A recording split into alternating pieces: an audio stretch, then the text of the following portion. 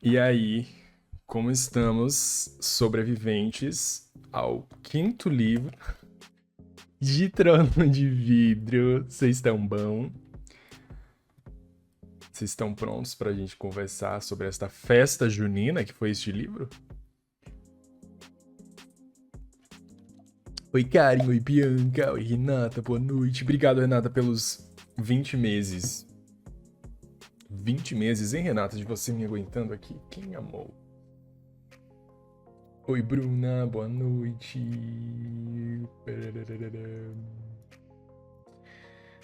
Acho que tá ok. Tempo, né, gata? Pois é, cara. Muito tempo. Mas, ó, hoje nós temos que conversar sobre este senhor aqui. Já queria dizer que se das outras vezes eu tinha anotado coisas para esse livro, eu anotei 10 páginas, tá? 10 páginas de coisas para comentar. Vou tentar fazer com que essa live não fique muito grande, porque eu também não tenho saúde para ficar falando todo esse tempo. E vocês também não têm todo esse tempo do mundo para ficar me assistindo. Mas muitas coisas, muitos acontecimentos, e muitas dessas coisas a gente já vinha conversando em outras lives. Mas como sempre, quem tá chegando por aqui agora, a gente normalmente fala com spoilers. Então, se você não leu os livros anteriores a Império de Tempestades, eu recomendo que você leia e depois você assista, porque a gente vai comentando coisinhas que vão interligando os livros. E eu vou tentar separar essa live entre parte 1 e parte 2, tá? Que seria o tomo 1 e o tomo 2 do livro, porque tem gente que leu na versão antiga e talvez não tenha conseguido terminar o tomo 2 ainda. Então eu vou fazer entre o tomo 1 e o tomo 2, e aí eu separei os acontecimentos, então eu vou falar pra vocês quando eu vou falar sobre o segundo tomo lá. Tem muito mais acontecimentos que o primeiro. E já aproveito também para dizer que a gente vai começar na próxima semana a leitura de Torre do Alvorecer. E aí, quando chegar no último livro, eu vou fazer um esquema que eu vou avisar lá no grupo para quem ainda continua lendo, que vai ser o seguinte: provavelmente vamos dividir o último livro em 2 lives, tá? Porque como é um livro de 1000 páginas, para mim é muito arriscado fazer vocês conseguirem ler um livro de 1000 páginas em um mês. Então eu vou dividir na hora que chegar o cronograma de Reino de Cinzas em 2 meses. Então a gente vai ler, sei lá, metade do livro num mês e metade do livro num outro. E aí no finalzinho desses meses, entre a transição de uma parte para outra, a gente faz uma discussão sobre a parte que a gente já leu, tá? Porque eu acredito que eu não vá conseguir abraçar tudo em uma única live, tudo que se fecha em Reino de Cinzas. Então, pra mim, vai ser muito mais confortável fechar por partes e aí criar, tipo, as expectativas do que vocês vão ler depois. Pra vocês, talvez seja mais fácil, mas pra mim vai ser mais difícil porque eu vou ter que segurar o que vem de revelação aí das coisas que enfim, eu já sei que acontecem. Tá bom? Oi, Manu, olá, dinossaurinho. Dinossaurinho, sabe, tu tá lendo Tronos de Vidro ou tu tá aí de supetão, hein? Não vai tomar spoiler, que eu já vou começar a dar spoiler. Ô, Manu, tu terminasse o livro? Terminasse o livro? Tu bonitão, são seus olhos. São seus olhos.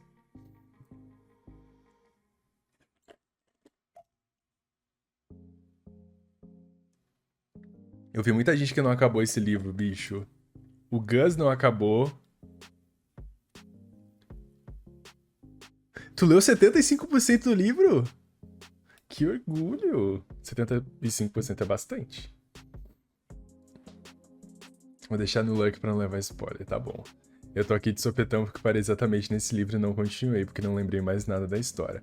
Então vamos lá, Mandy, eu vou fazer este papel para você, tá? Vou relembrar todos os acontecimentos e, mano, no seu caso, eu tava falando no início que eu vou avisar quando eu passar de uma parte pra outra.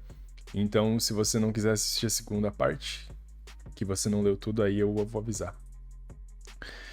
Perdi um colega ontem, daí fiquei desnorteado demais pra ler. Meus sentimentos, Manuzinha. Receba um abraço.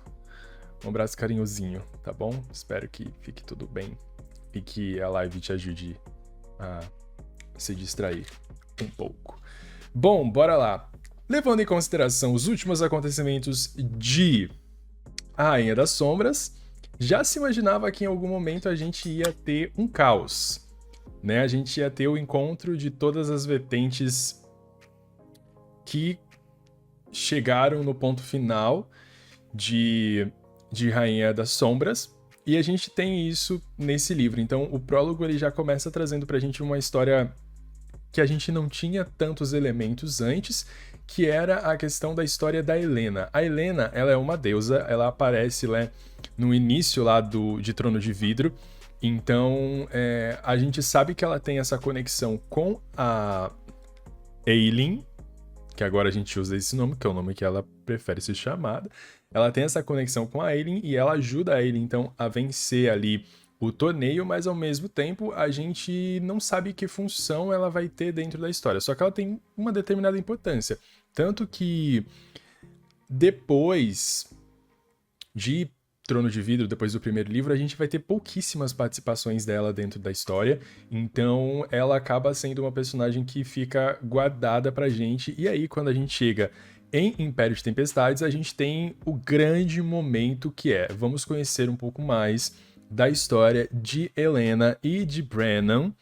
Então o prólogo, que se passa na época em que a guerra estava acontecendo com o Erawan, que a gente já também tem a revelação que ele é o pai da Helena, a gente descobre um pouquinho mais do que são essas chaves de Word, do que ela queria fazer para tentar salvar o reino dela, e ela meio que acaba fazendo uma espécie de barganha, por assim dizer, que é deixar a resolução e a salvação desse mundo para a próxima geração dela. Então ela consegue unir algumas coisas ali que controlam o pai dela por um determinado tempo. A gente vê que o Brennan, ele acaba não concordando, o Brennan não, o Gavin acaba não concordando tanto, e aí acontece essa treta, tipo, a gente fica esse prólogo assim, tá, a gente sabe aqui agora que o Erawan é o pai da Helena, que aconteceu isso, que o Gavin não concorda muito com as decisões dela, e é isso.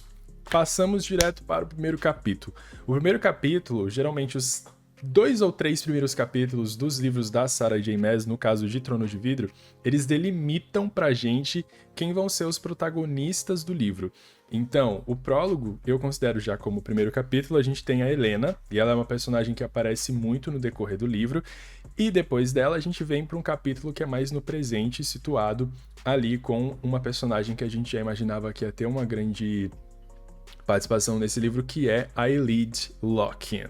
A Elide, para quem não lembra, ela é uma personagem que aparece lá em Morat, onde a Manon acaba, enfim, resolvendo todas as coisas, destruindo tudo lá. Ela é a sobrinha do Vernon, então essa personagem ela acaba tendo uma importância muito grande nesse livro agora, porque ela tem uma missão, que é levar um presente da Kalten para Celaena.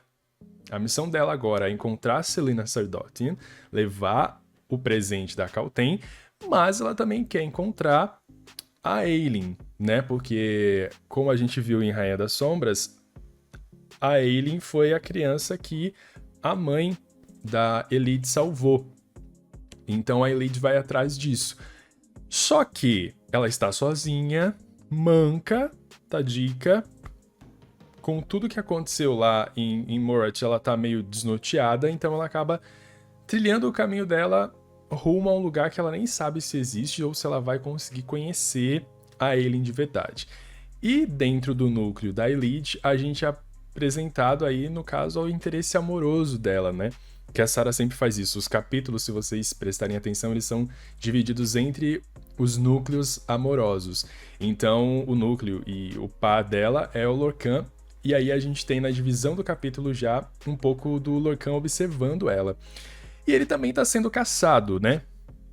Ele tá sendo caçado e aí a gente vai ver, então, ele observando ela, ele tentando, tipo assim, se eu conseguir pegar essa garota, de alguma forma ela vai me trazer as informações que eu preciso.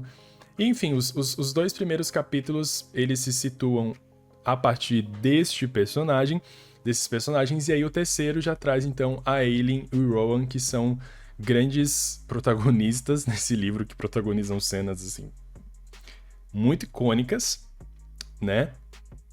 E aí o primeiro capítulo do Rowan e da Ailyn é eles simplesmente querendo se pegar. Eles querendo se pegar, eles querendo se beijar, fazer mil coisas e tal. Não vou entrar em tantos detalhes sobre essas cenas, porque pra mim são cenas...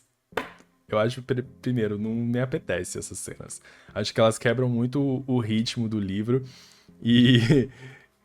E sei lá, eu acho algumas cenas um pouquinho vergonhosas, não sei o que vocês acharam, né? Mas a gente tem muito romance nesse livro, então a gente tem muitas cenas que são com esse teor. E, e os hormônios dos personagens nesses livros, assim, tipo, grita. Meu Deus, como eu preciso fazer esse negócio. E o Roman, assim, tipo, a gente tem que tratar esses personagens não como humanos, eles são, né, uma mistura ali de humanos com féricos e, enfim, criando essas espécies diferentes. Então, eles são chamados de macho e fêmea, que é engraçado, né? A gente ficar pensando sobre isso. Do nada você tá lendo lá e fala assim, cheiro de macho. E você fica, que macho, que? Mas enfim, eles se tratam assim, eles não se consideram humanos. E a gente vai vendo isso sendo firmado no decorrer do livro por uma personagem que seria a personagem que traria a parte mais real da história, né? Do tipo, essa personagem que não sente nada, que não tem coração e tal, que é a Manon. Então, a todo momento, todas as investidas que o Dorian tem pra cima dela, ela faz questão de dizer que ela não é humana, né? Ela não se considera uma humana, mas uma criatura, né? A testosterona do povo tá lá nas alturas. Vou começar a chamar o Gu de macho. Isso, olha pro seu marido, Renato, e fala assim, ô macho, venha cá e me sirva. Que é exatamente o que rola nesse livro. E aí, depois desse capítulo da Ailyn e do Rowan, a gente também é apresentado novamente a Lysandra. A gente vê ali que vai se formando outro casal, né? Um casal que eu diria que tem não é uma substância, mas tem uma base muito bonita, que é o Aedion e a Lysandra. Eu acho a formação desse casal, começando de uma coisa meio onde eles não sabem exatamente o que eles estão fazendo ali, mas eles estão apoiando as pessoas que eles amam, que eles acreditam, e a partir disso, dessa amizade, ou talvez até coleguismo em determinado ponto, nasce uma relação muito bonita, uma relação de muita confiança. E aí também nesse capítulo é a última vez que a gente meio que vai ver aquela menininha, né, a Evangeline. Ela acaba deixando a história pra ir aprender a se tornar uma dama, que eles dizem, né? Tipo, ela vai estudar para ajudar o reino, e aí a Sarah também tira a Ligeirinha, que é a cachorrinha de cena. E eu acho isso muito legal, porque se a gente for pensar, é um capítulo que ele não tem muitos acontecimentos, assim, mas ele serve para meio que pontuar algumas coisas na história que a gente sabe que, se fosse deixado de lado, ia ser um furo, né? Então a gente sabe que o núcleo dos personagens que estão ali, que é a Manon, o Dorian, o Lorcan, a Elide, a Ailyn, Aedion, Lysandra e o Rowan, fecha. E aí a gente não tem nenhum outro personagem que vai interferir. Então eu acho esses primeiros capítulos muito legais, porque eles vão encerrando alguns núcleos e depois eles jogam todo mundo pro mesmo espaço e para lutar pela mesma coisa. Então esses capítulos iniciais, eles são de fato bem fraquinhos, né? E tá todo mundo ainda meio que separado. A gente também tem um momento mais no Clã das Bruxas, onde a gente percebe que o Erawan mudou de corpo, né? Ele tem um novo hospedeiro, e aí ele tem um confronto com a Manon, que são coisas que se arrastam do livro anterior. Então, tipo, ela meio que usa, eu acho, essas 100 primeiras páginas desse livro, que tem quase 700, para ela solucionar esses pontos que ficaram abertos. E aí, a partir do momento que a gente tem a solução para esses conflitos de uma forma que é satisfatória, os personagens eles começam a trilhar novas coisas. E eu gosto de, tipo, como a gente também conhece outros personagens, porque a gente vai ver quem? Tem o Daryl, tem toda aquela galera que vem...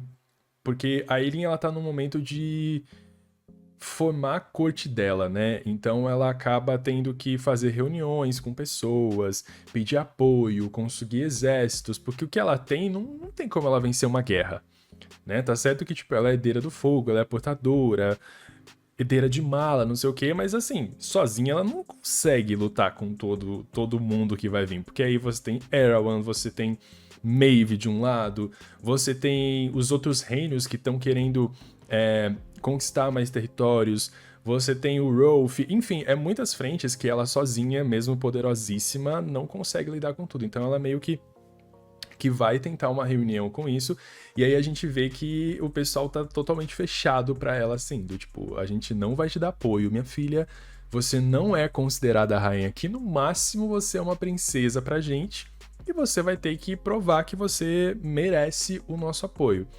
Tanto que nessa reunião com o Daryl também, ele acaba negando, né, a parte de terra que a Aileen deu pra Lysandra e diz assim, esse lugar nem existe, minha filha, o que tu quer com esse lugar? Então acaba sendo um ponto muito complexo nessas 150, 200 primeiras páginas, porque é tudo uma aliança, é tudo muito conversa, tudo acaba sendo um monólogo ali entre os personagens e o livro fica um pouquinho mais lento. Não sei se vocês acharam isso, mas pra mim as 200 primeiras páginas elas foram bem mais lentas do que eu imaginava, porque é isso, tipo, não tem nada que aconteça assim de extremamente relevante, não tem uma grande cena de ação, porque as cenas de ação e o desenvolvimento dessas relações complicadas, elas vão acontecer no exato momento que a gente tiver lá o encontro da Manon com o Dorian, né? Que ela meio que salva ele lá, quando as bruxas decidem, então, atacar o castelo, e aí ela salva ele, e ele acaba indo, então, com o Rowan atrás do Rolf, porque o Rolf, ele é o Lorde Pirata, ele é um personagem que a gente conhece lá em Lâmina da Assassina. Eu acho que desse núcleo de contos só falta uma personagem pra gente conhecer de novo, pra gente rever, só que aí vai ser todo no próximo livro, né? Mas aí o Rolf é o penúltimo, e nesse livro ele tem uma grande importância porque a gente descobre que ele tem essa herança dos micenianos, eu sempre me confundo, e ele é um aliado importante para ele nesse ponto, não apenas pela frota que ele tem e por ele ter meio que o controle ali dos limites do mar e essas coisas todas, mas porque existe um povo que está escondido ali e que é um povo muito poderoso e que pode de fato ajudar nessa conquista da Aileen, porque ela vai enfrentar muita gente nesse caminho. Só que o Rolf não sabe que a Aileen é a Celaena e que a Celaena é a Aileen. Então ele só tem aquele ranço da Celaena, porque no conto lá de Lâmina, a gente vê que o final do conto é o momento em que a Celaena e o Sam liberam os escravos, tipo, destrói todo o comércio do Rolf. E nesse livro, nos primeiros momentos onde a gente tem esse diálogo, a gente vê que isso ferrou muito o trabalho dele. Então ele tá, assim, completamente tentando se recuperar das coisas e deixou um rombo enorme na vida dele. E por isso ele tem um ranço dela. E, tipo assim, ele se nega a todo momento a ajudar, então, a Aileen. Porém, as coisas vão acabar se desenrolando de uma forma até que satisfatória. E eu acho engraçado, não sei se vocês perceberam isso, mas provavelmente sim, como o Dorian, nesse livro, ele acaba sendo literalmente nada. Tipo assim, ele é um príncipe, entendeu? Ele é um príncipe agora rei, né? Mas a função dele nesse livro não há. Não há qualquer função para este homem nesse livro. A não ser, enfim, os momentos lá calientes, essas coisas todas. Mas de fato, não há papel para Dorian nesse livro. E eu fico assim, cara, é muito desperdício. E esse pra mim foi uma coisa que me fez tirar uma notinha ali de Império, porque pra mim o livro, na época que eu li, ele foi 5 estrelas. Só que nessa eu tirei meia estrela. Eu reduzi pra 4.5.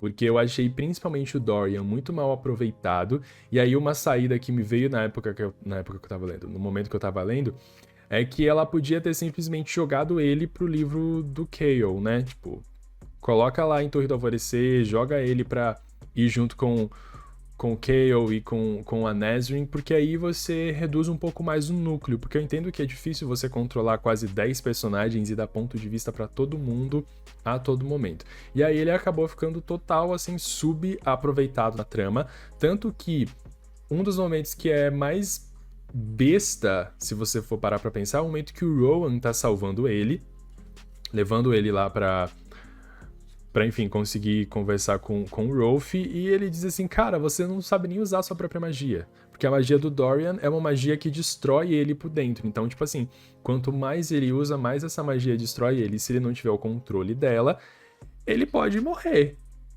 E aí ele diz assim, mas você não sabe nem usar a sua magia, como é que você quer ajudar alguma coisa? Então, tipo, é engraçado, porque dentro de um núcleo onde todos são extremamente poderosos e todos têm uma função dentro da história, ele, por ocupar uma posição que seria de muito prestígio, no caso sendo um rei, ele não tem função nenhuma. Nesse livro, assim, zero. Zero. Ele vai ter mais lá em Reino de Cinzas, mas assim, se não tivesse também, né, pelo amor de Deus, se arrastar por quase, sei lá quantos livros e não desenvolver nada, não aprender nada. E aí eu acho engraçado como, quando ele tá com o Rowan, apesar de eles terem ali uma posição hierárquica que seja quase parecida, ele acaba ficando muito como um adolescente perto do Rowan. Porque a forma como ele age, a forma como ele se porta, é tipo assim, como se ele tivesse se diminuindo a todo momento. E aí eu acho assim, gente, que besta esse garoto. Coitado, ele tá muito pequeno aqui, Fico com tanta dó dele, jamais imaginei um poder destruidor e não poder saber usar. Pois é. Ele não sabe. Ela subaproveita ele demais. E acho que nem mostrou ele nem aprendendo a usar essa magia. Não mostra. Não mostra. Tem muita coisa, inclusive, nesse livro que é legal de falar nesse ponto, que a gente não vê acontecendo. A gente sabe que acontece porque um personagem contou. Mas a gente não vê isso acontecendo, que foi um ponto que a gente meio que conversou também, não lembro se foi na live de Dedo do Fogo ou de Rainha das Sombras, mas a gente conversou sobre isso, né, que é legal, até certo ponto, você não mostrar as coisas, porque acaba sendo um movimento de surpresa dentro do livro, mas no caso do Dorian, é coisa mal feita. Porque, tipo, se chega a um ponto do livro onde ele diz que ele não sabe usar magia, essa magia destrói ele, e você não sabe se um livro de 700 páginas há espaço pra mostrar isso, fica ruim.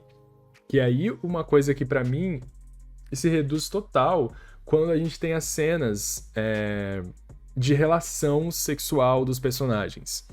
Eu entendo que, do ponto de vista romântico do livro, faz sentido você ter essas relações. Porque se a gente for olhar de uma parte talvez mais física, não sei, consumar uma relação seria nesses processos, né? Só que existia pro lado do Dorian uma posição muito mais interessante, que era ele aprendendo a magia. A gente não precisava ver, né, Manon e ele, enfim. A gente poderia ter o tempo que ela usa pra fazer esse cotejo, pra mostrar que ele é não sei o quê, papapá, ela poderia estar desenvolvendo a magia dele e mostrando ali, nem que fosse, sei lá, em um ou dois parágrafos. Não desmereço totalmente essas cenas, porque, como eu falei, é importante, principalmente pra quem gosta do romance e torce pelos personagens. Eu, tipo assim, acho que, pô, massa demais. Mas esse problema que a minha Fernanda falou, que, tipo, ela não mostra nada, aí você fica, tipo, pra quê? Entendeu? Exatamente, ele tem tanto poder, como ele não sabe usar, ele não tenta. É isso. Ele tem poder, ele sabe que ele tem e ele não tenta nem usar. Eu acho que um momento que ele tenta usar, mas na verdade ele fala pra Manon e pra Ellen que ele meio que foi fundo na magia dele, né? É uma conversa que eles estão tendo lá antes da gente ir pra outro lugar da história. E ele realmente fala que ele foi fundo na magia dele e tentou encontrar uma solução para as coisas que estavam acontecendo naquele momento da história. Mas assim, é o único ponto num livro de quase 700 páginas. Então assim, pecou ali, sabe? E eu, na época que eu li pela primeira vez, eu real acho que eu não prestei tanta atenção nisso, porque o livro ele é muito frenético em outras pontas. E aí essa ponta do Dorian, ela acaba ficando de escanteio. E aí eu acho que na época que eu li, eu simplesmente, tipo, decidi não me importar. Só que agora foi algo que gritou muito pra mim, porque parece que desde o primeiro livro a gente é preparado pra esse personagem. Tipo assim, aí o Dorian é isso, o Dorian é aquilo, ele vai salvar, ele também é herdeiro, não sei o que, papapá. Só que isso nunca chega. Nunca chega. E aí vai chegar quando? Só no último livro. Só no último livro. Só que aí você não tem consistência nenhuma pro que acontece lá. Mas será que não é porque ele tá meio traumatizado, ele não ter mexer na magia? Sim, é uma desculpa. É uma desculpa. Mas aí você pensa, ele é tão traumatizado assim só pra isso? Porque tem outras coisas que ele é traumatizado que ele resolveu muito de boinhas no decorrer dos livros. Sabe? E, tipo assim, não é como se você não visse personagens puxando ele. E aí o puxar que eu falo é, tipo assim, dando uma sacudida, sabe? Por exemplo, a Manon, ela tem uma relação extremamente de superioridade a ele. E ela é extremamente superior a ele. Só que, tipo, ela tenta dar uns insights pra ele e ele fica assim, ah, entendi, não sei o quê. Aí tu vai lá ver se ele vai enfrentar a Aileen. Ela fala um A pra ele, ele já começa a latir e ele fica quietinho. Entendeu? Então, tipo assim, todos os personagens puxam ele e a gente fica à mercê de saber quem é que vai treinar ele. Porque vocês lembram que na cena que o Rowan salva ele, o Rowan diz assim, ah, eu vou encontrar alguém pra te ajudar, pra enfim, entender melhor a sua magia. Quem é essa pessoa? Que não apareceu ainda? Sabe? Tipo, pô, esqueceu, né, querida? Esqueceu. Aí esses furinhos são coisas que eu percebi, aí eu fiquei meio chato com esse tipo de coisa. Mas tudo bem. O Dorian foi esquecido, porém a Selena demorou. Aileen! Porém, a Aileen demorou um livro inteiro pra dominar a magia antes que, ainda que parcialmente. Acharia forçado se ele já saísse metendo louco. Então, mas é que, no caso dele, o João, ele já sabe dessa magia desde Coroa da Meia-Noite. A gente passou Coroa da Meia-Noite, Herdeira do Fogo, Rainha das Sombras, Império de Tempestades. A gente passou 4 livros. Onde ele só sabe que ele tem. Que usar a gente não vê. Aí, quando você chegar em Reino de Cinzas e você vê o que acontece lá, aí talvez você vai achar forçado, porque parece que não vai ter tido tempo pra desenvolver o negócio. Mas enfim, são pequenos furos, né? Que infelizmente, tipo, eu notei nesse ponto da história. E é isso, porque, tipo, por mais que a gente tenha Torre do Alvorecer, que é um livro que transita entre Império e Reino de Cinzas, os acontecimentos, eles são do tipo assim, de um dia pro outro, sabe? Quando, sei lá, a gente for ler Reino de Cinzas, o que aconteceu no último capítulo de Império de Tempestades, a gente vai acompanhar como se fosse, sei lá, poucas horinhas depois em Reino de Cinzas. Então, tipo, é como se fosse um enorme livro de, sei lá, 2.000 páginas, quase, onde você tem a sequência dos fatos. Não vão se passar muitos anos, ou muitas semanas, ou muitos meses. É tipo, de um dia pro outro. E aí ele vai ter que desenvolver alguma coisa. Ele vai ter que desenvolver alguma coisa, porque senão ele vai ficar totalmente de escanteio.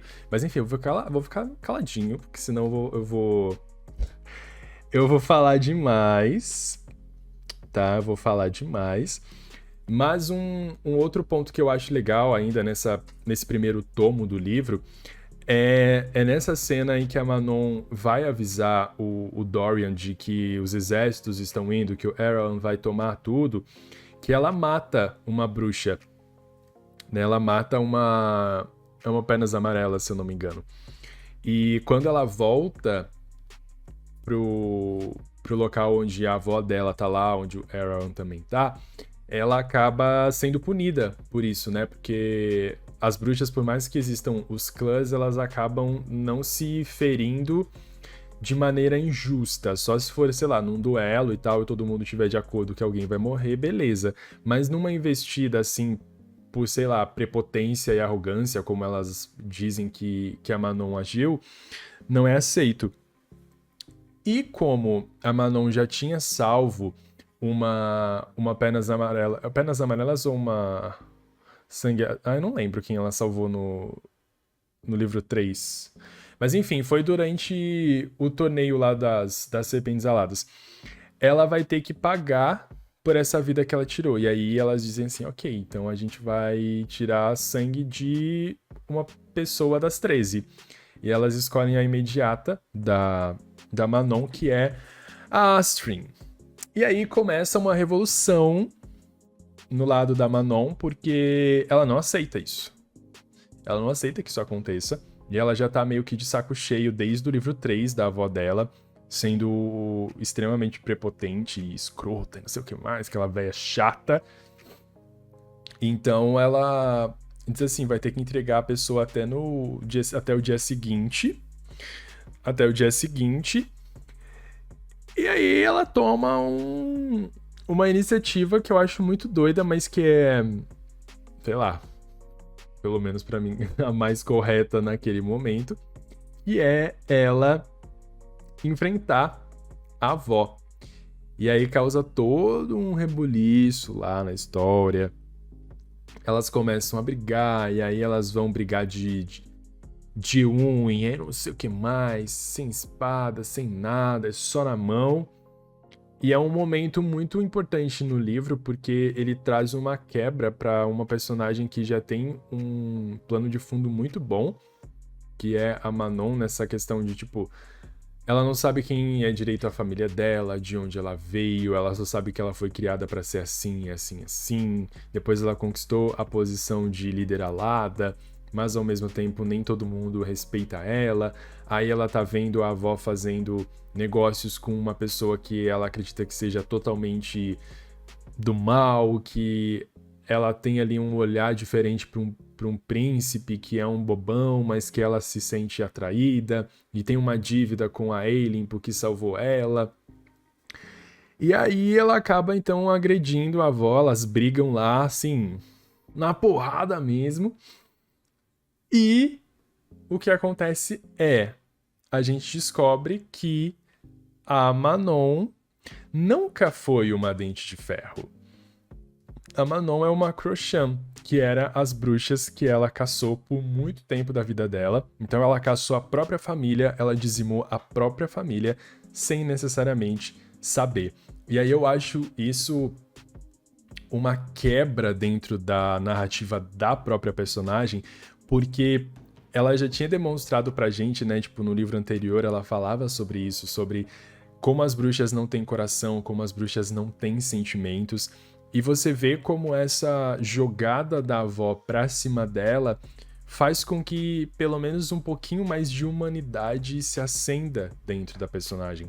E aí ela começa a lutar por ela mesma, as outras bruxas vão atrás dela, ela tipo diz, vão pras 13, que no caso 12, né, fugirem, e a Manon acaba saindo junto com o Abraxos. Eu acho aquela cena deles dois voando, assim, dela tentando se salvar, e aí ela sendo, sei lá, machucada e tal. Eu acho muito legal essa cena, porque tipo assim, ela é muito fodona, mas assim, até certo ponto, entendeu? Ela não consegue lutar sozinha por essas coisas. Esse plot, pra mim, assim, não tem um que bata, sabe? Porque ela é uma personagem que ela foi muito bem desenvolvida desde o terceiro livro. Tipo, se a gente for pensar no terceiro livro, a gente tem o que da Manon? A gente tem só o torneio dela conseguir lá o Abraxos.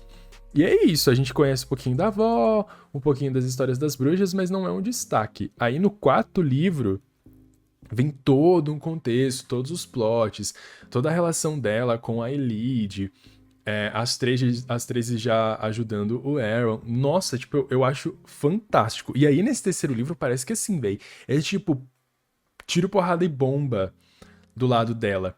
Entendeu? E ela é uma personagem que, tipo assim, ela sustenta as coisas que acontecem.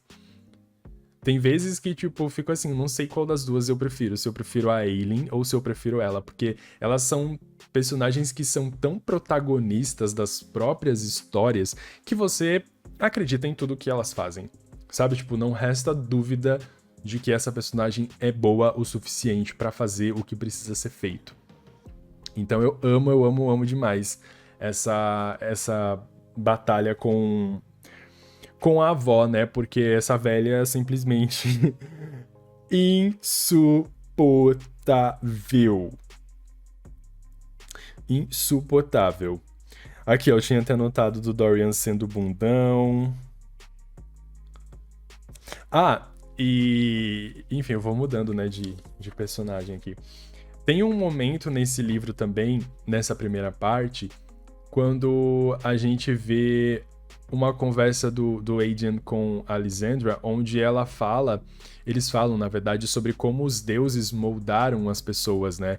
E como parece que a Aileen, de uma forma ou de outra, é uma ferramenta dos deuses. A gente não tinha tido isso nos livros anteriores, assim, de uma forma tão explícita, mas vocês percebam como, tipo, são coisas que fazem muito sentido dentro do livro que tá acontecendo, porque esse é o único livro onde a gente tem a presença dos deuses, a gente tem uma presença desse plano astral, eu diria, onde os deuses estão, enfim, estão acontecendo coisas, e aí a gente vê que tudo que tá acontecendo ali não é uma coisa que surgiu de agora, mas do passado. E aí todo esse plot da Aileen, dos ancestrais dela, é um plot que casa total com o da Manon.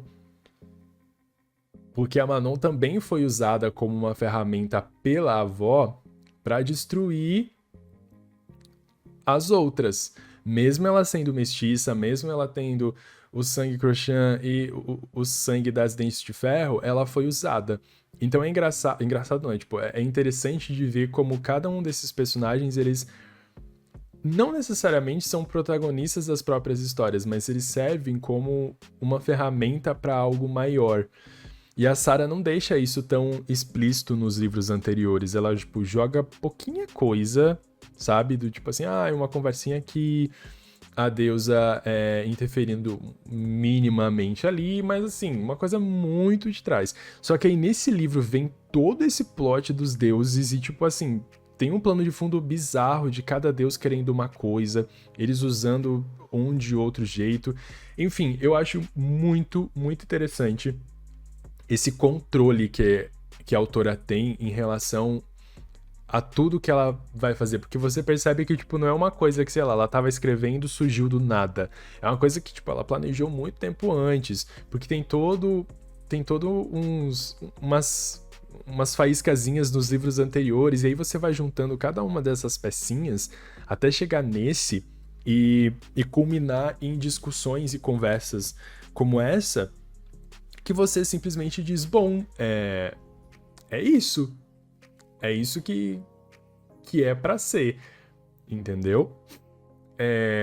Outra coisa, falando nos deuses, né? A gente tem uma conversa também da Ailyn com o Brennon, onde ela vai lá nesse lugar, ela conversa com ele, e aí ela também vai sabendo um pouco mais da história, vai vendo o que a Helena tá fazendo, o que ela tá planejando, e a gente também tem, dentro dessa conversa, a citação a Maeve, né? A Maeve foi uma personagem muito boa que aparece no terceiro livro, que ela é a tia má, né, da Ailyn. E eu falo pra vocês assim, com tranquilidade que pra mim ela é uma das melhores vilãs de livros de fantasia que eu já li na minha vida. É tão bom odiar essa mulher, é tão intenso odiar essa mulher que, tipo assim, meu Deus, meu Deus. E ela é tão foda, cara, ela é tão foda. E tipo assim, eu fico meio chocado de eu estar torcendo para uma vilã, mas ela é muito boa. Ela é muito boa. Ela é muito boa. Eu queria, tipo, ter o ponto de vista dela no livro. Porque é absurdo o que ela faz, sabe? E tipo assim, ela controla todo mundo na palma da mão. Ela controla todo mundo na palma da mão. E conforme o livro vai acontecendo, você percebe que muitas das coisas que estão acontecendo são exatamente porque ela queria que acontecesse. Mas a gente vai falar sobre isso depois. Porque assim, cara, ela é muito cínica. Ela é muito cínica. E você acredita nesse cinismo dela a ponto de, às vezes, sei lá, torcer pra chegada dela. E quando ela chega, é um acontecimento. É um monumento que eu fico assim, meu Deus, imagina se esse livro virasse, enfim, saísse o filme que era pra sair, a série que era pra sair, que nunca saiu. Porque eu acho que, tipo, ia ter que ser uma atriz extremamente forte, assim, pra imaginar essa personagem, sabe? E aí, nessa conversa da Ailyn com o Brennan, a gente também tem a primeira citação ao fecho, né? Ao fecho que é o que une as chaves, né, de volta pra colocar lá no portão de Ward. Então, tipo, a busca agora da história é a Ailyn precisa encontrar esse fecho pra unir novamente as chaves e resolver toda a história. E quem dá esse negócio pra ela é então o nosso queridíssimo Brennan. E eu gosto desse personagem, mas eu tenho muita desconfiança em relação a ele. Por mais que a gente não tenha isso nesse livro, eu acho que ele é todos os deuses, na verdade, são muito dúbios, né? Porque eles atendem aos próprios interesses. Então, cada um que ajuda ela ali tem uma cobrancinha que vai fazer futuramente. Então, é interessante de ver a relação que ele vai ter com a Ailyn e o que ele vai, enfim, cobrar dela em algum momento. Falando em cobrar e falando em Maeve, a gente pode puxar dois personagens novos que a gente vai ter nesse livro também, que... Novos não, né? Porque a gente já tinha ouvido falar deles, mas que tem uma participação maior, que é o Gavriel e o Fenris. Eles são, então, os capachos ali da Maeve. Eles são enviados para caçar o Lorcan, para matar ele, são as ordens da Maeve, mate o queridão. E eles acreditam que a Ailyn tenha uma informação, né? Que o Rolf talvez tenha uma informação. Então eles estão todos juntos ali. E aí a gente tem esse contato do Rowan com eles, né? Trazendo esses dois pro lado da Ailyn, com a tentativa de aumentar esse exército dela, dizendo assim, ó, se você vier pro nosso lado, a gente vai entregar o Lorcan quando ele vier pra cá, porque a gente sabe o que ele tá fazendo, mas a gente não vai dizer onde ele tá. E talvez você conheça também o seu filho, o querido Gavriel. E aí ele fala assim, meu Deus, filho? Como assim um filho? E aí a gente tem aquela cena louquíssima do Adrian saindo do salto, onde ele diz assim, eu não quero que você seja meu pai, eu não me importo com você, eu não quero saber nada da sua vida, mas por dentro ele tá assim, meu Deus, eu tenho um pai. Então é engraçado como esses personagens, por mais que eles estejam extremamente secundários no livro, eles interfiram de uma maneira interessante na história, mesmo que seja para despertar emoções conflituosas dentro de cada um dos personagens. E quando ele, no caso Gabriel, desperta isso no Adrian, a gente tem um pouco mais do desenvolvimento da relação do Adrian com a Lysandra, e isso serve de base, né, para construir o que eles vão ter no futuro. Porque se a gente for olhar, eles são personagens que perderam tudo e tudo ao mesmo tempo, não foi em pequenas coisas, né? No caso do Adrian, quando ele encontra a Aileen, ele pede o juramento de sangue, ele, de certa forma, tá com a linhagem enfraquecida, e ele já lutou numa guerra que deixou muitas cicatrizes nele, na pessoa que ele é. A Lysandra já passou, enfim, por vários lugares onde ela precisou usar dela mesma, né, de quem ela é, para satisfazer os outros, para pagar dívidas. Então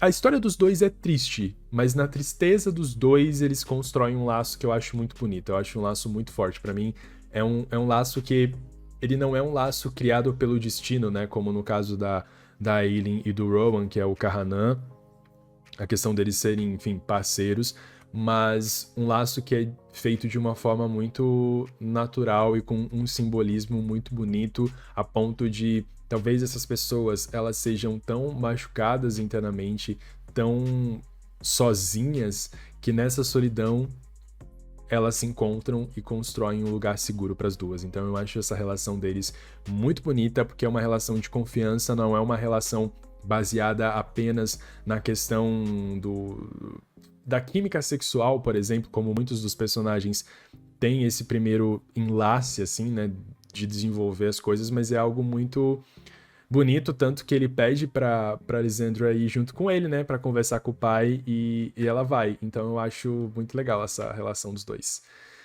Acho engraçado que a Sarah sempre dá uma de casamenteira no meio do barraco. Ah, não. Sempre. Ela sempre tem que fazer uma coisinha assim. Quando não é a questão do casamento, é o mais 18 ali que ela, enfim, coloca pra dentro. Mas, enfim. Pelo menos, se a gente for pensar, a gente não teve esses negócios de casamenteiro em todos os livros. Então, assim, se for nesse livro, tá tudo bem. Tá tudo bem. Por isso que eu acho que não me incomoda tanto os casais, assim, sabe? Eles acabam, enfim, fazendo sentido depois na história. Temos também uma criatura nova que é apresentada pra gente nesse livro, que é o Cão de Caça. O Cão de Caça, a Cão de Caça, né, que tá perseguindo a Manon. E eu acho essa personagem muito legal, porque é como se em cada um dos livros a gente tivesse uma criatura nova, né? Nesse a gente tem o Zilken e também tem a Cão de Caça, que são dois personagens bem importantes ali pro desenvolvimento do livro. E é legal como essa Cão de Caça ela persegue a Manon em um momento muito assim, vida ou morte, e depois ela reaparece em um momento meio, né, assim, depois do que rolou com ela e o Dorian, essa cão de caça aparece. Mas é só enfim, um comentário, porque eu acho legal a forma como essa personagem entra no livro. Outra coisa que eu anotei aqui é que esse livro em específico, ele tem alguns acontecimentos pequenininhos no início que vão ser uma chave para a resolução final desse livro. Tem uma cena onde a Aileen, o Rowan, tá todo mundo lá dentro da sala do Rolf, E a Aileen, tipo, apresenta a rainha, né? Apresenta a Aileen. Ela tá lá como Selena, mas ela apresenta a Aileen, que é Alessandra transformada em Aileen. Então, assim, é como se tudo que a gente lesse no início fosse uma confirmação do final. Entendeu? Porque você vê que a Alessandra fala muito, né, sobre essas transformações que ela vem trabalhando no decorrer do tempo. E a Aileen tá sempre ali dando aquele empurrãozinho nela e tal. Porque, tipo, a querida tem tudo planejado.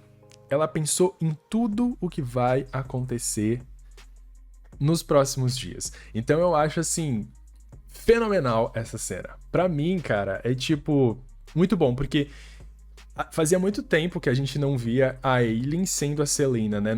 Na questão de humor mesmo, porque ela acaba adquirindo uma personalidade depois que ela se descobre como Aileen, e é uma personagem muito mais dura, né? Tipo, não tem mais tanto deboche, aquele jeito de implicar com as coisas. E aí nessa cena com o Rolf, ela faz essa piadoca, vou enganar ele aqui, mas que no fundo é mais um teste pra ver se realmente a Alessandra tá se parecendo com a Aileen. E aí depois isso, no futuro, vai ter uma diferença muito grande. Então os testes sendo feitos desde o início, pra gente não ter aquela sensação de tipo assim, ok, minha filha, tu tirasse isso de onde?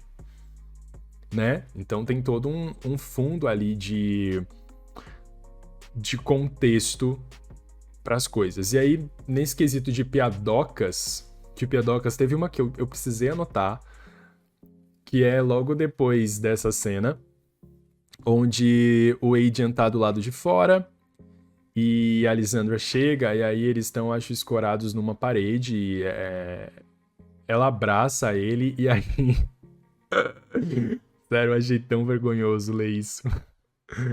A descrição da Sarah no texto é a seguinte, eu anotei, tá? Inteirinho. Deixando à mostra um pouco da coxa cremosa. No momento que eu li isso, eu fiquei assim... O que é uma coxa cremosa? Por favor, alguém me diga o que é uma coxa cremosa, pois quero ter uma coxa cremosa. Eu fiquei assim, gente, de onde alguém me tira uma coxa cremosa? Sério, eu fiquei com muita vergonha alheia, gente. Eu fiquei com muita vergonha alheia. Eu, tipo, cara, coxa cremosa? Coxa cremosa de onde que tu me tirasse isso? A coxa besuntada em requeijão. Old. Exatamente isso.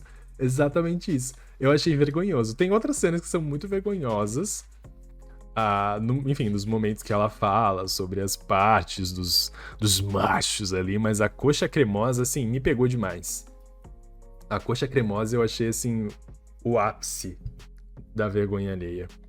Nada com nada, exatamente, Fê. Exatamente, nada com nada. Mas a gente falou muito sobre esses núcleos principais, só que ao mesmo tempo que tudo isso está acontecendo com todo mundo, a gente também tem o Lorcan e a Elide, né? No momento que eles se esbarram, a Elide meio que não diz que é exatamente o nome dela, né? Isso não é de tradução ou no inglês é assim também? No inglês é um pouco... É que são sinônimos, né, que usa, né, o João. Não lembro exatamente no inglês como que eu peguei, porque eu só fui caçar isso no português pra ver se era exatamente a mesma coisa, mas assim, é o mesmo nível. O mesmo nível de coisas, porque a Sarah, ela tem umas manias no texto dela, né? Se você vai ler no português, ela usa muito o ri com escárnio. E, tipo assim, são parágrafos e parágrafos onde tá todo mundo rindo com deboche.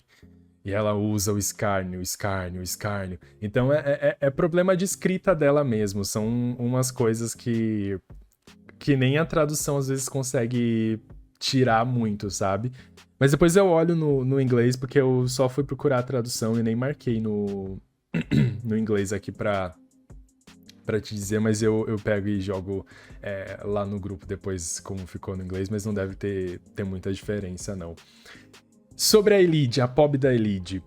Ela tá lá, o Locan encontra ela, tenta salvar ela do Zilken, e eles meio que vão criando ali uma relaçãozinha também, né? A Elide, ela é uma personagem muito doce, eu acho ela muito sentimental, com um cara extremamente bruto. Porque o Locan é um bruto, né? Um parrudo bruto. E, e aí eles vão desenvolvendo, enfim, a relaçãozinha deles. Tem todo um jogo de charme também, porque o Locan não consegue decifrar ela. Ele não sabe o que ela é, porque tem alguma coisa dentro dela que não parece muito correta, mas ela também não fala o que ela é. E aí eles vão lá pra trupe do circo, ela começa a virar cartomante, ele trabalha lá com força, não sei o quê. E ele é um semiférico, né? A maioria dos personagens que a gente tem nesse livro, eles são feéricos. Os semiféricos, eles são pouquíssimos, né? O semiférico é quase uma cota ali dentro da história. Mas é legal a gente ver como a Sarah explica essa diferença, né? Entre um feérico e um semiférico. E o que eles precisam, né? Essa coisa que a Aileen vai passar em um momento do livro, de outra cremosa, vai passar em outro momento do livro pra ver se ela é uma feérica com imortalidade ou não. Enfim, são pequenas coisinhas que ela vai jogando ali que vão deixando a história da fantasia muito mais interessante. Os homens da Sarah não há um feio, incrível isso. Sim, não há feios no mundo de Sarah J. Maas. Como assim não há feios no mundo de Sarah J. Maas? Viu, Flash? Não há feios. Somente você meando no momento que eu estou falando. Mas sim, não há feios. E aí a gente vê, enfim, a relação da Elide com o Locan, ela fica meio morna, né? Assim, eles vão trocando farpas, mas eles têm uma relação... Não é saudável, mas é uma coisa respeitosa ali, né? Eles têm essa questão do respeito, mas ela tá enganando ele. E ele também tá enganando ela. Porque ele sabe onde a Aileen tá. Ele sabe que a Aileen também é a Selena, então ele pode ajudar ela. E ela tá dizendo que ela é Marion, que no caso é o nome da mãe. Né? O clássico Enemies to Lovers. Mas eu gosto da relação dos dois, eu acho legal.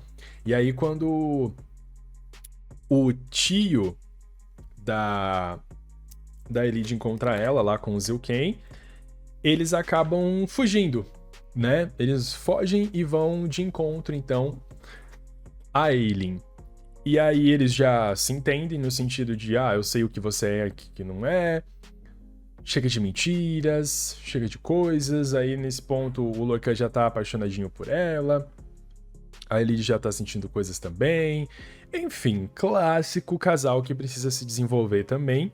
E eu gosto dessa relação dos dois. Eu acho que é legal, é bem desenvolvido também. Mas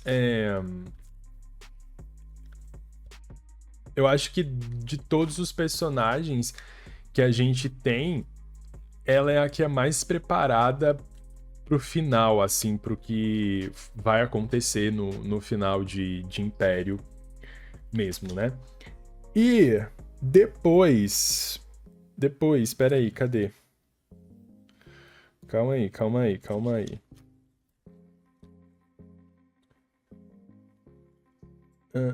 Me perdi. Aqui, já foi. Achei o que eu queria falar. A estabilização. É o termo que a Sarah usa no português, né? Para a magia dos feéricos, né? Aí eu anotei que tipo, a gente descobre mais sobre esse processo que a Aileen vai passar com o tempo, né? Depois, no final do livro, a gente vê quanto tempo falta para essa estabilização. Mas eu acho legal explicar isso, né? De tipo, como as regras desse mundo que ela criou não são regras que ficam só no básico, sabe? E eu acho que vocês devem ter notado e, tipo, eu vou comentar bem por cima, porque eu acho importante comentar, mas vocês perceberam o quanto este livro fala sobre a questão da menstruação, né? Ela fala sobre até para este tipo de... Porque, enfim, eu já falei, né? Eles são criaturas, eles não são necessariamente humanos, né? Eles mesmos falam isso na história toda. Mas a questão da menstruação tá muito presente no livro, né? Os ciclos que elas passam, eu achei muito interessante, porque são coisas muito... Pelo menos eu li pouquíssimos livros de fantasia com personagens femininas que menciona isso. E eu acho interessante, né? Porque, tipo, por mais que eles façam questão de dizer o tempo inteiro, não somos humanos, você traz um pouco da realidade pra história, né? Então, tipo, a gente tem com a Aileen, a gente tem com a Elide depois, enfim, eu achei esse ponto bem interessante na história, assim. Até a tensão do Rowan com o Joe da Aileen, exatamente. E isso eu acho que vai aproximando os personagens, né, da nossa realidade. Então eu achei bem legal de ela citar isso. E, tipo, não é uma citação assim, e uma frase. Não, tem às vezes questões ali, cenas que ela dá uma desenvolvida com um parágrafozinho, né, tipo, explicando. Aí tem uma cena, acho que é com a Elide, que fala sobre o pano que trazem pra ela por conta do ciclo dela e tal. Enfim, apenas um adendo que eu queria fazer, porque eu achei legal de comentar. Nesse mesmo andar de carruagem aí, porque eu tava falando sobre a estabilização da Aileen, da magia dos feéricos, a gente também descobre como... como vou dizer? Isso é spoiler o quê, Fernanda? Mas não é uma live com spoilers, mulher? Não entendi. Eu me perdi agora. Pera. Enfim, lembrei. A gente também tem sobre o juramento dos capanguinhas lá da Maeve. Entendeu? A gente tem o juramento que, tipo, a gente sabe que os juramentos são feitos, mas a gente não sabe necessariamente como eles são feitos com a Maeve, né? Porque, tipo assim, ela não tem um homem aos pés dela, ela tem vários homens aos pés dela. E aí eu acho legal essa cena onde o Fenris conta sobre esse laço, porque a Aileen conversa, né, sobre o juramento que o Rowan fez em relação a ela. Eles conversam sobre esse juramento e ela diz, não, tipo, como é que vocês não conseguem ter, sei lá, o livre-arbítrio de vocês, mas o Rowan tem, tipo, eu não fico, tipo, obrigando, eu dou opções pra ele escolher e ele escolhe essas opções. E aí a gente descobre que pra cada macho, pra cada feérico que a Maeve tem como segurança, como guerreiro dela, ela faz um juramento diferente. E esses juramentos, eles têm um peso muito grande, porque ela acaba se aproveitando das cicatrizes de cada um deles para criar esses laços. Então é mais uma pontinha que a gente conhece dessa personagem, da crueldade dela e de como ela é capaz de destruir tudo e todos ao seu redor. Então nunca esperem misericórdia dessa mulher, dessa férica, só esperem o pior dela.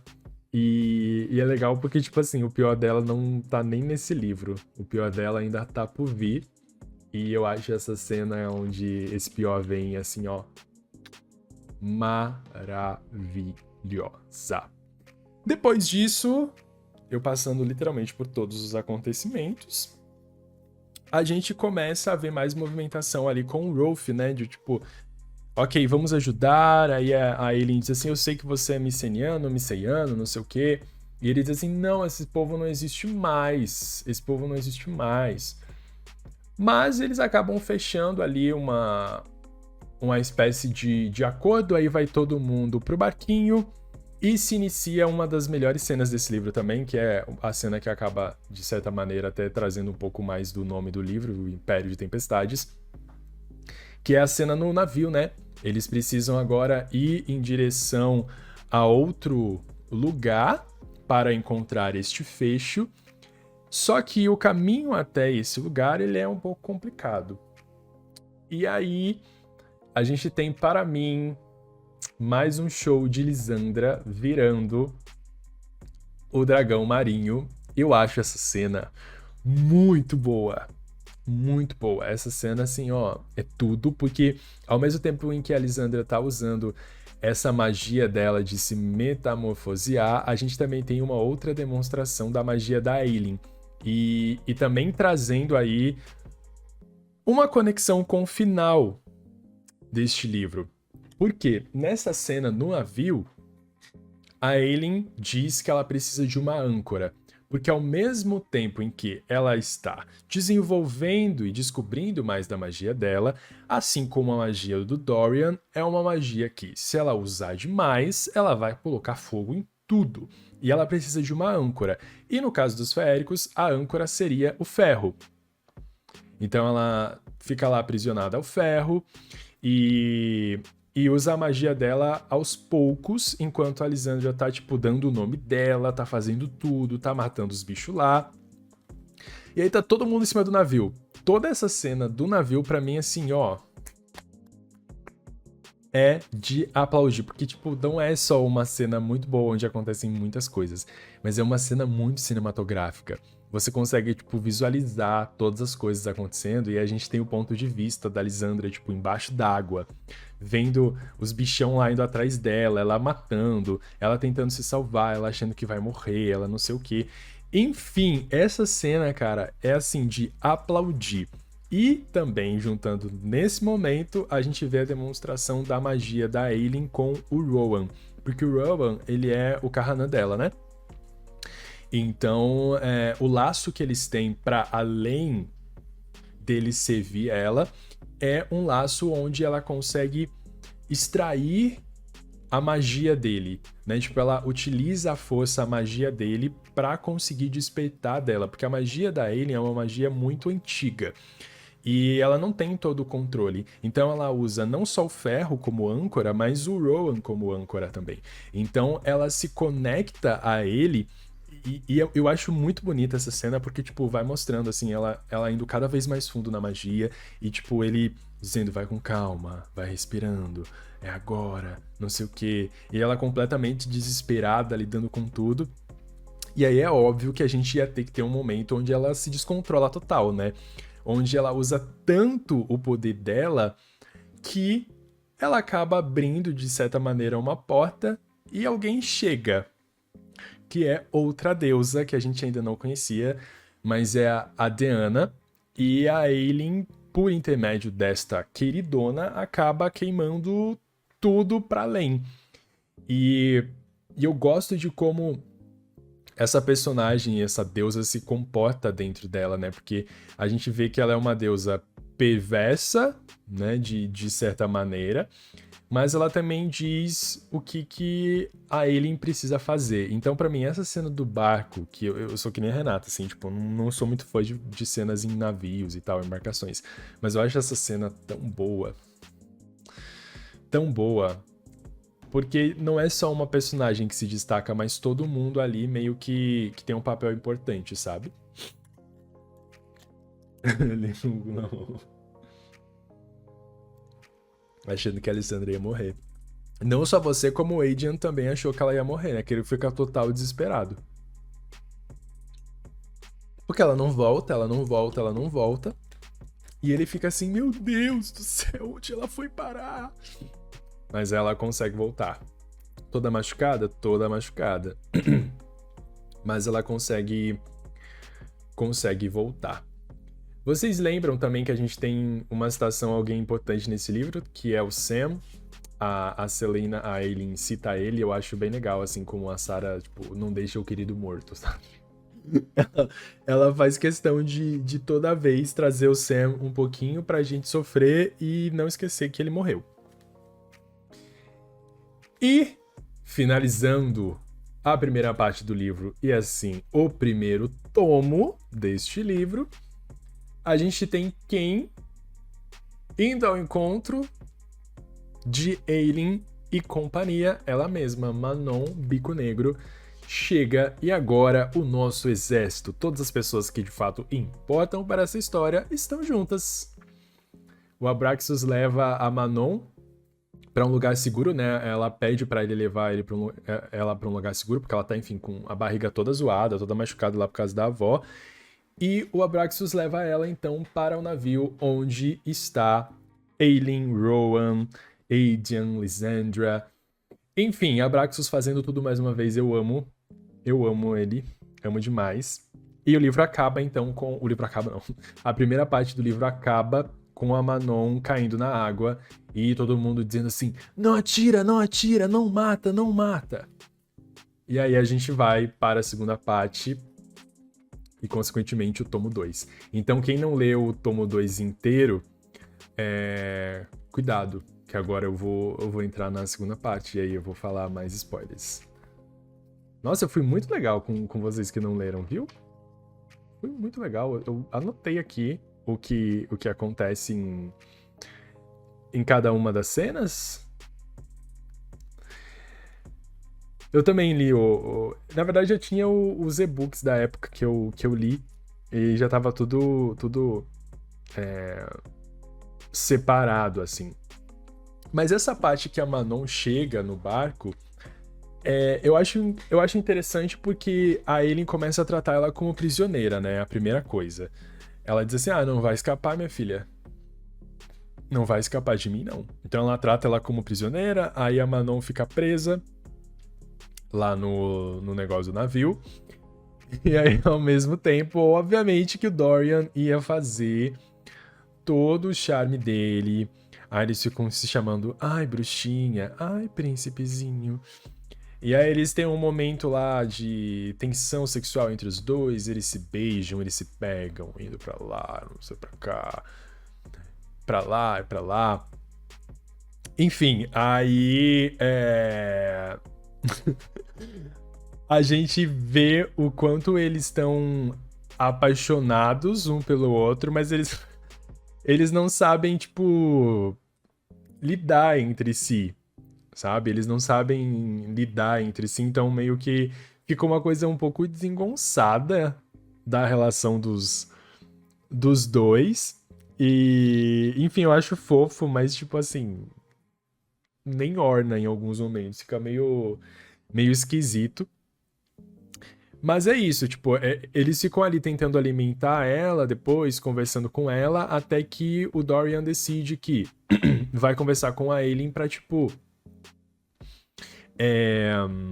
libertar a Manon, ou pelo menos, tipo, tirar ela daquele lugar, porque ele acredita que ela é confiável, que ela não vai fazer nada. E aí a Aelin diz assim, ai, tá bom, ela fica total de deboche, não sei o quê. E... Beijo, João. Essa relação acaba, tipo, dando certo depois, porque a Aelin vai lá e diz assim, tá, você vai ser solta agora.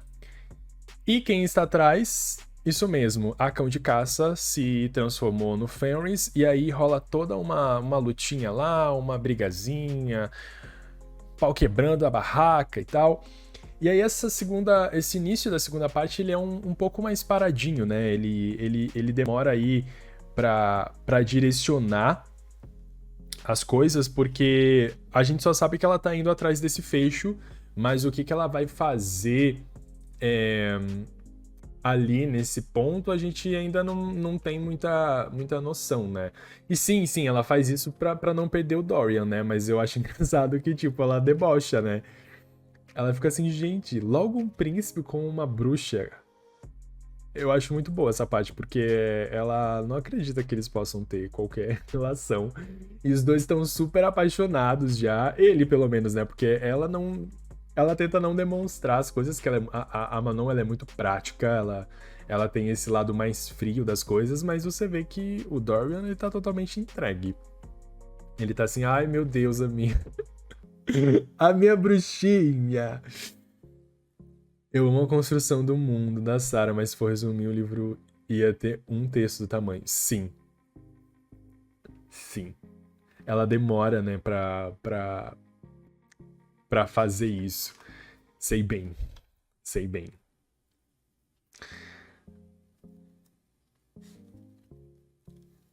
Caraca, Fernanda, como assim, velho? Você não leu a segunda parte? Eu tô chocado. Você já não tinha lido uma vez? Eu tô passado. Vocês são muito petidos.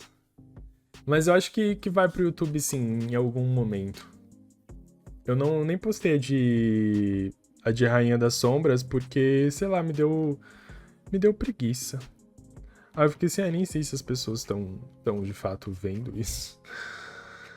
Leu há 5 anos, entendi. Entendi, mas eu aviso, tá? Pode deixar que eu aviso lá no grupo se for. Não, 5 anos já nem lembra mais de nada. Tinha coisas que eu também não lembrava, assim, tipo, coisas muito específicas. Onde mais estamos aqui? Ok, acho que é aqui que eu parei, né? Olha só quantas páginas tem que eu nem lembro direito. Isso aqui já foi.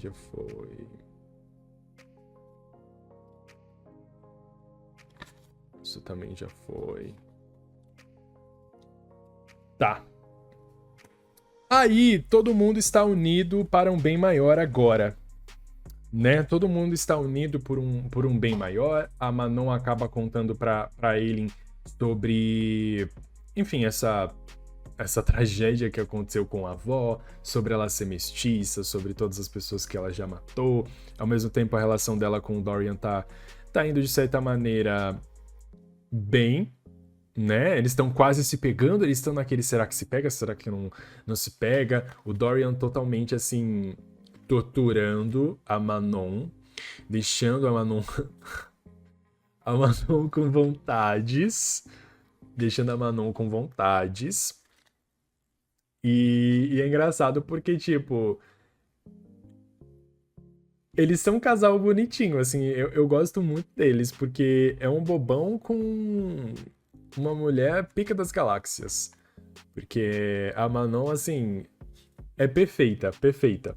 Mas, enfim, pulando dessa parte do romance, é legal como a partir do momento que a Manon conta um pouco mais da história dela pra Aelin, a relação das duas também acaba se solidificando mais, elas têm um pouco mais de confiança uma da outra, né?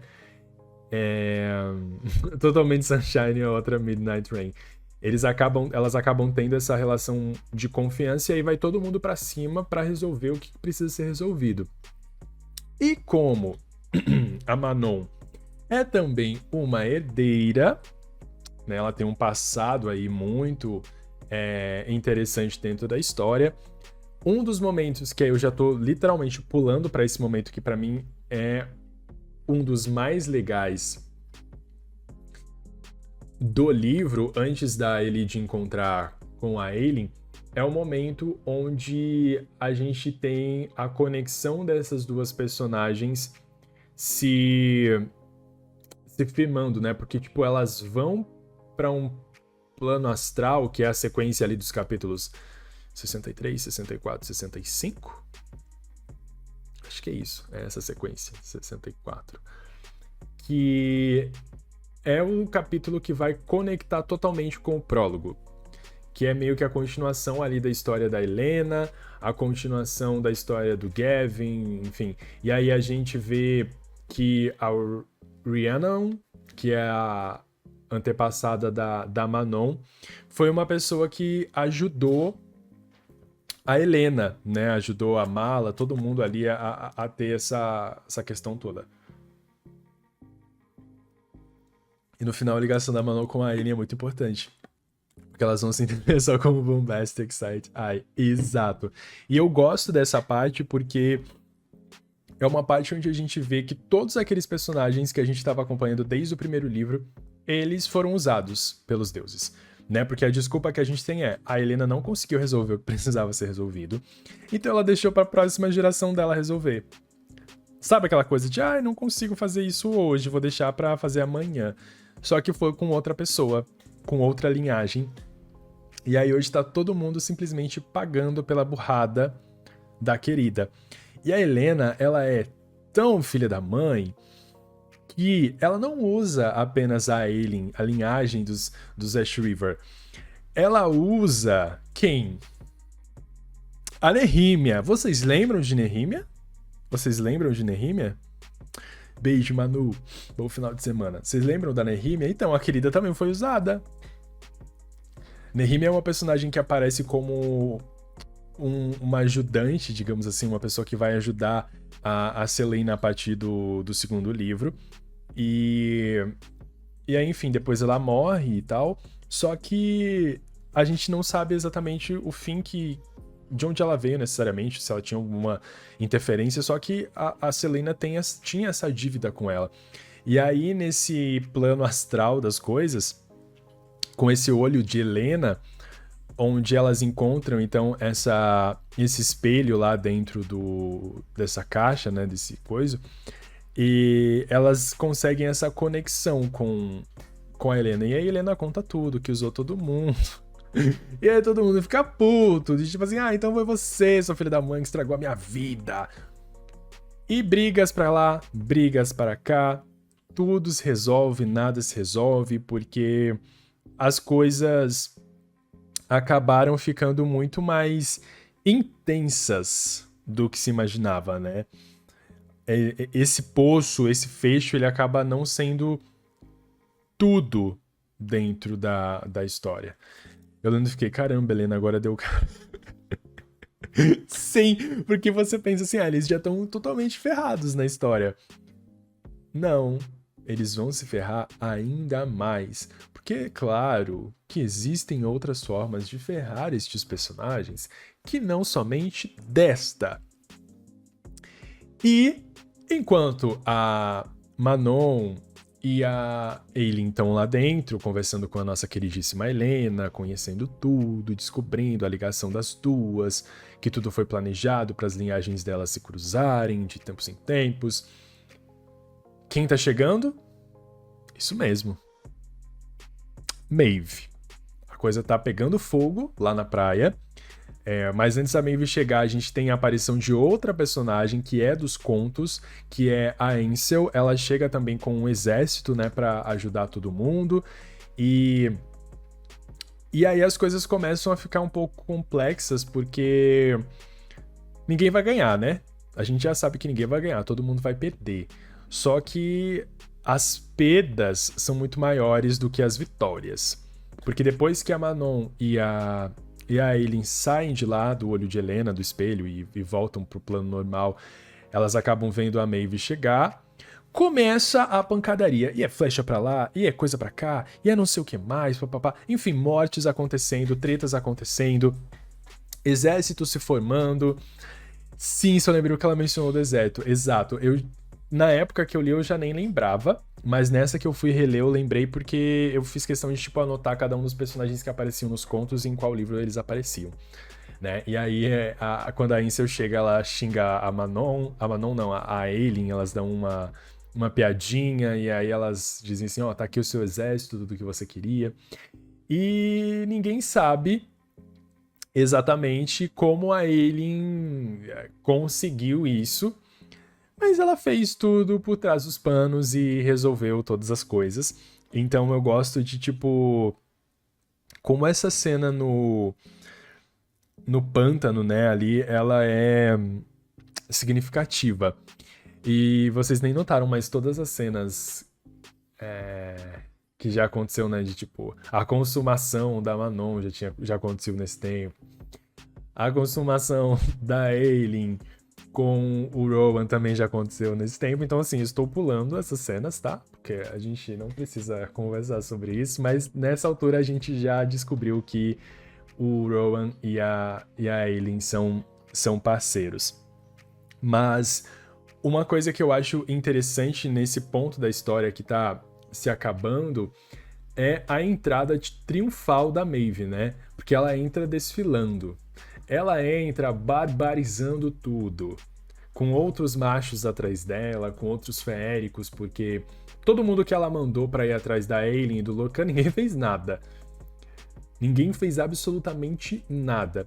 E antes de ela punir a Ailyn, ela começa a punir, então, o Gabriel. Ela quebra o laço de sangue com ele.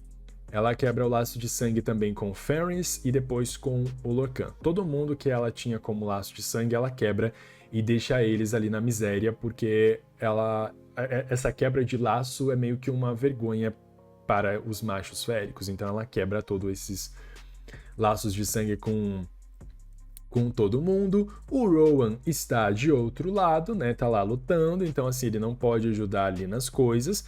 E aí acaba ficando, então, a Ailyn completamente quebrada, que ela já tá nesse momento sendo uma prisioneira, enquanto a Maeve tá aplicando as sentenças ali em todo mundo. E ela só faz isso, a Ailyn só se entrega por conta da Elide, né? Que a Elide tá servindo como isca ali pra segurar as coisas.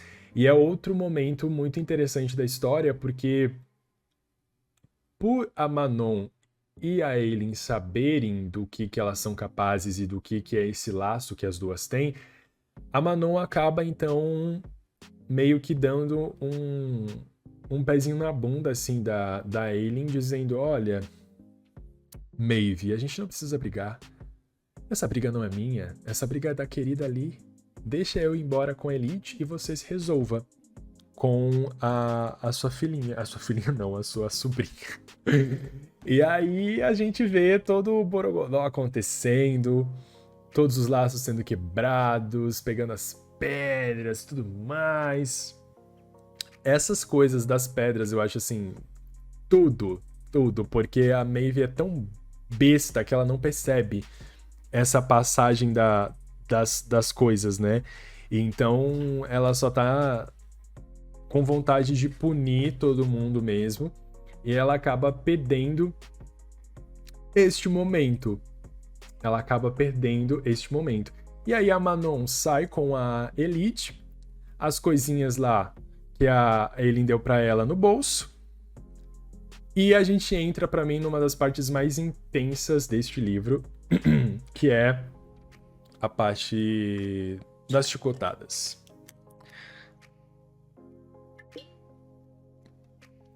Porque aí, vocês lembram quando eu falei agora há pouco sobre a cena no navio, onde a Ailyn usa o ferro como âncora? Pois bem. O que a Maeve tá trazendo junto com ela? Isso mesmo. Um caixãozinho de ferro, uma prisãozinha de ferro para colocar quem lá? A Ailyn. Aí ela dá a chicotada toda, faz o Cairn, acho que é. Dá as chicotadinhas nela lá, porque a Ailyn também não fala, então cada vez que ela não fala, ela vai repetindo, vai recomeçando.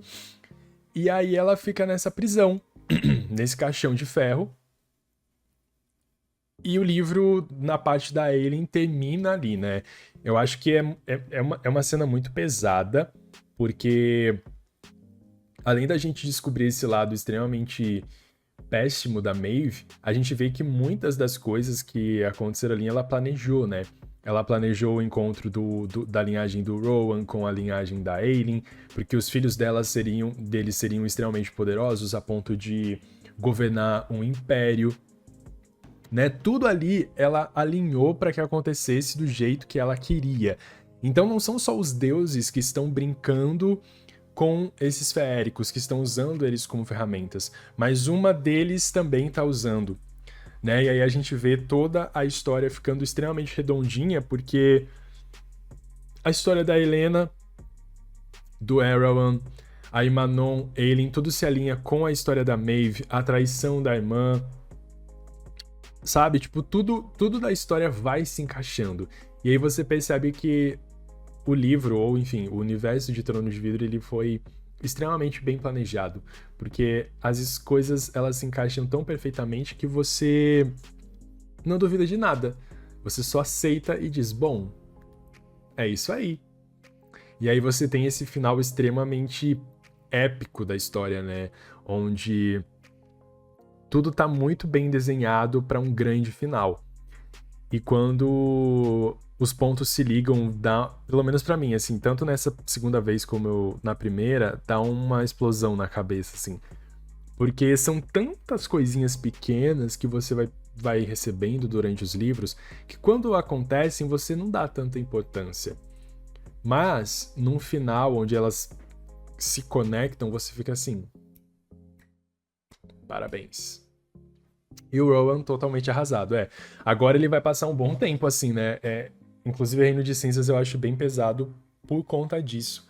Porque como se passa logo depois de Império, ele acaba tendo esse momento de luto, eu diria, né? Então agora a gente tá com todo mundo separado de novo. A gente tá com todo mundo separado de novo. E a gente não tem mais o ponto de vista da Aileen por um tempo. E fica só no ponto de vista do Rowan, da Manon e do que eles vão fazer a partir de agora para tentar salvar ela.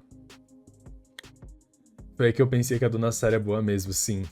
Ela foi demais nesse ponto.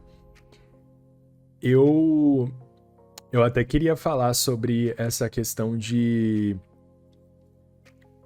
como não adianta, às vezes, só deixar a história acontecer, sabe? Se você não tem um controle sobre o que você quer que aconteça, você não consegue passar isso pro leitor, sabe? E eu acho ela muito, muito inteligente.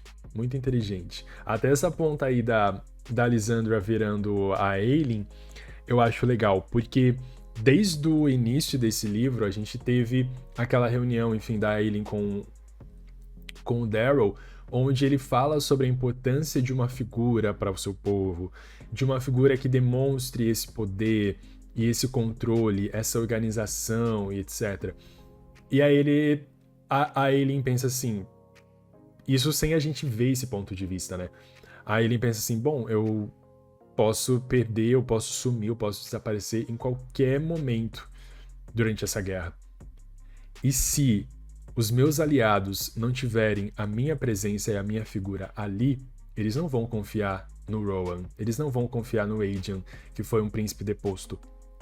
Eles precisam confiar na pessoa que vai salvar eles, na rainha deles. Então ela e a Lysandra, elas vão treinando para a Lysandra ficar extremamente idêntica a Aileen. E aí, quando chegam os exércitos, quando chega aquele outro parente Ash River lá, que ele traz os exércitos, que a Aileen pediu para tal e tal pessoa vir também, e todo mundo começa a pagar as suas dívidas, o Rowan pensa assim, ferrou, porque essas pessoas não vão permanecer aqui com o exército. E brilhantemente, ela surge toda pomposa. Lysandra salvando o dia mais uma vez na pele de Aileen e falando que cada pessoa precisa fazer e olhando para o Rowan e dizendo, e você vai encontrá-la. Você vai encontrá-la. Quem é aquele parente mesmo? Não lembro dele ter aparecido nos livros anteriores. Ele não aparece, na verdade, Amy. Ele é só um Ash River na linhagem ali das coisas mesmo, mas tipo, ele não apareceu nos livros anteriores, inclusive eu acho que nem foi citado. Enfim. E aí o nosso livro acaba. Nosso livro acaba com a Aileen presa, levada embora, as 13 chegando para ajudar a Manon, o Rowan indo atrás da Aileen, a Lysandra de Aileen controlando os exércitos junto com o Aedion. Enfim, agora tá tudo um caos. Ah, lembrei, é o Galan. Galan Ashriver. Aqui, anotei, Galan Ashriver. Enfim, todo mundo lá. E agora o que a gente vai ter provavelmente é um Vingadores Ultimato, né? Agora a gente vai ter um Vingadores Ultimato, porque são muitos exércitos e um livro de quase 1000 páginas aí, depois do livro do Chaol. Inclusive o Chaol é citado, né? Em um momentozinho da história, acho que eu falei isso já. de quando a Ellen tá pensando sobre ele, sobre a Nesryn, e aí ela fala assim, eles estão no sul. Então agora o que a gente vai ver então é o ponto de vista do Chaol enquanto isso tudo aqui estava acontecendo em Império de Tempestades. Aí é a nossa próxima leitura, né? A nossa próxima leitura depois de o príncipe Rowan Whitethorn Galatinius, né? O príncipe Rowan Whitethorn Galatinius, porque a gente descobre que eles casaram também, a gente tem um casamento dos dois, casamento da Aelin e do Rowan, só que a gente não vê esse casamento, só sabe que ele aconteceu mesmo. Mas agora ele tem aí o mesmo sobrenome. E as coisas vão se encaminhar para um momento bem intenso. Momento de muitas revelações. Coisinhas que eu anotei que eu gostaria de comentar só para finalizar aqui. Vocês notaram que a gente tem uma menção ao Aedion ser bissexual na história? Eu não tinha notado isso da primeira vez, não. Era uma conversa com a Lysandra que ele fala isso, de que ele já teve homens, mulheres na vida dele, inclusive um dos melhores amigos dele, se não me engano, era a pessoa que ele mais amou. Enfim, achei interessante de ser colocado isso na história, porque eu, real, não lembrava da primeira vez que eu li. Eu fiquei assim, eita, tem mesmo? Tem mesmo?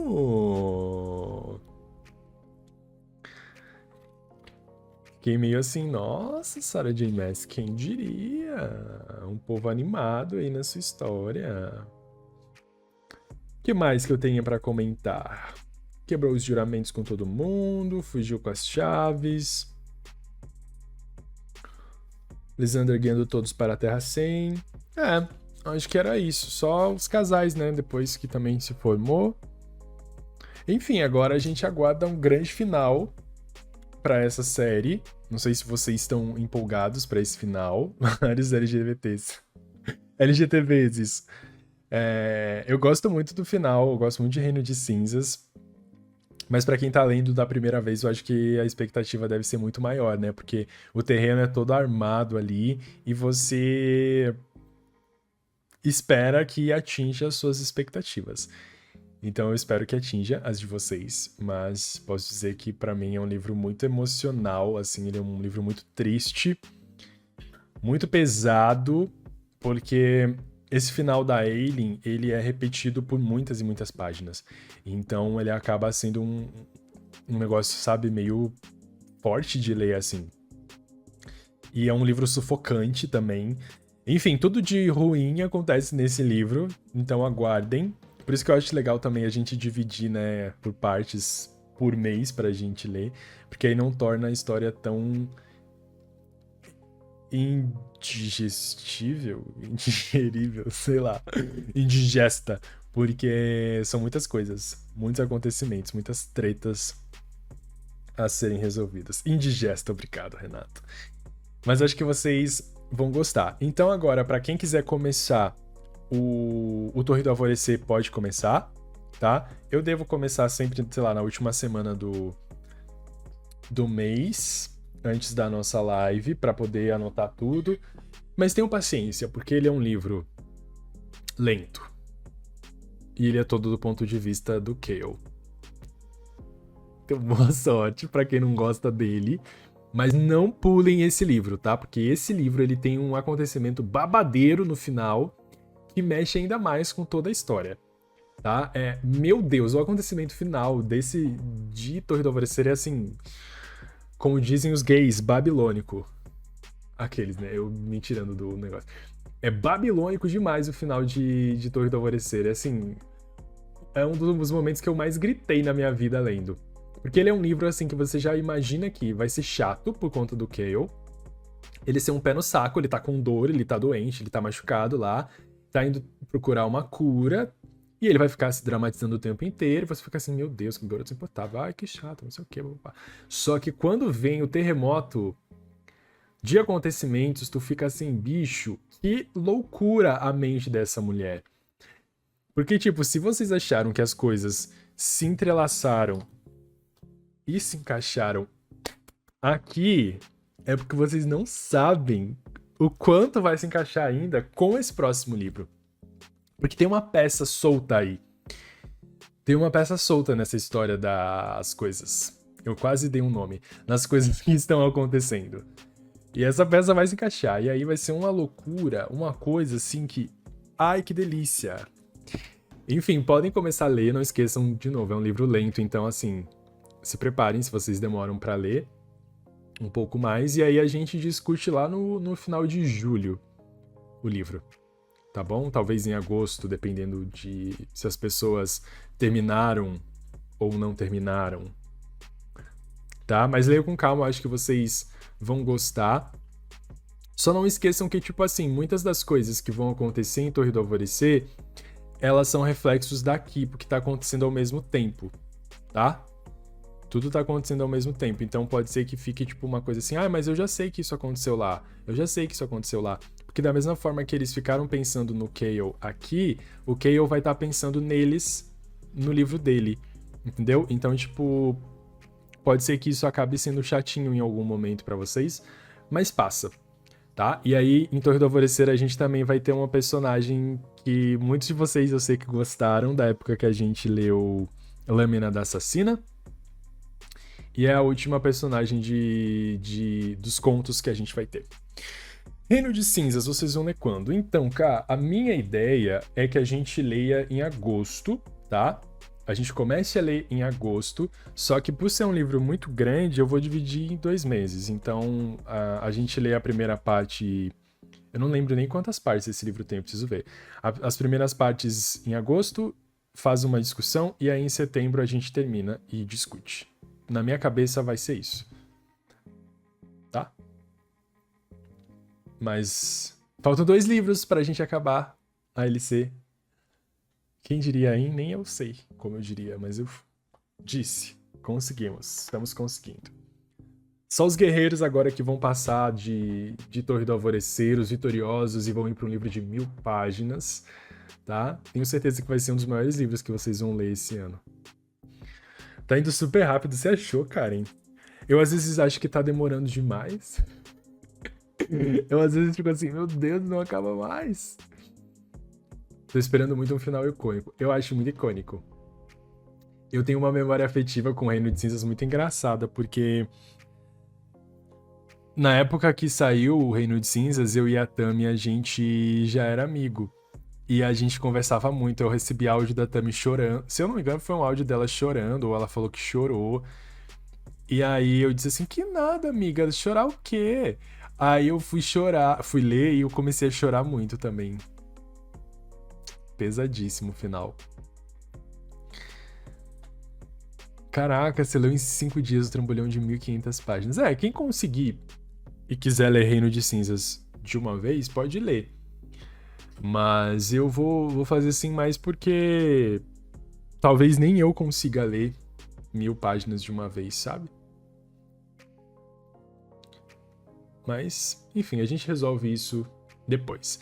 Essa semana eu coloco lá no grupo, então, o cronograma de Torre do Alvorecer. Vocês leem e a gente discute mês que vem, tá bom? É isso, não sei se vocês querem comentar alguma coisa, espero ter conseguido falar tudo que vocês sentiram e os melhores pontos do livro para quem não lembrava da história. Tá? Para quem não lembrava da história, vai continuar agora, espero ter conseguido recapitular tudo. Estou com a minha garganta doendo, pois 2 horas quase falando sem parar. Não sei como eu consegui, mas enfim. Não sei como eu consegui, por isso que eu... por isso que não dá pra fazer Reino de Cinzas, porque a gente vai ficar 3, 4 horas falando de um livro aqui. Do jeito que eu faço, anotando tudo o que é acontecimento, a gente sai daqui só 3 dias depois. Esse livro foi muito bom, muito feliz que vocês gostaram. Muito feliz que vocês gostaram. Eu vi que para algumas pessoas o livro até bateu o Rainha das Sombras. Foi a Renata que falou, né, que não sabia se qual tinha gostado mais. Eu achei esse fantástico também. Tem umas coisinhas ali que não são tão legais? Tem, mas no mais ele é um livro muito bom. Um livro muito bom. Amou os dois. Muito bem, muito feliz, Renata, de trazer essa série pra sua vida. Bom, é isso então. Bom restinho de sábado pra vocês. Bom domingo. A gente se fala no grupo. Quando eu for ler o Torre do Alvorecer, eu devo ler em live também. Então, quem quiser aparecer aí nas lives durante a semana, fique à vontade. Tá bom? E é isso. Obrigado por continuarem lendo comigo. Fico muito feliz. Tá? Beijos e até a próxima.